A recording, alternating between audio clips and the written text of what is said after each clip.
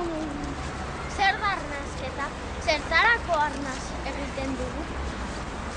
Oxigenoa behar dugu bizitzeko. Nola lortzen dugu oxigeno hori arnas hartzean? Arnas hartzean airea sudurretik sartzen da, gero laringetik eta trakeatik pasatzen da, eta azkenik biriketara heltzen da. Oxigenoa eta odolera pasatzen da.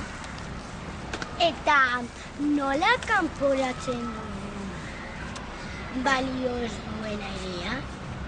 Entzun, adi egon, biriketatik ateratzen da, gorantza doa, trakeatik, laringetik eta sulfurretik edaotik botatzen dugu. Orduan, entzun duzuenez, arnas egitea oso garrantzitsua da bizitzeko. Egin froga gurekin, arnas hartu, berriro. Eta arain bota soberan daukaguna, ahotik.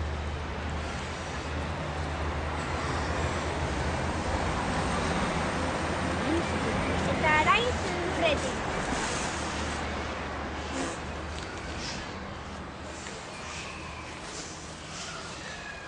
Berriro.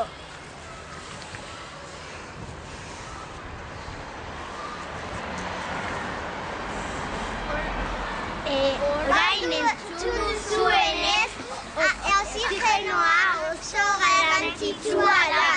Zeko, zer bestela hilko zarete.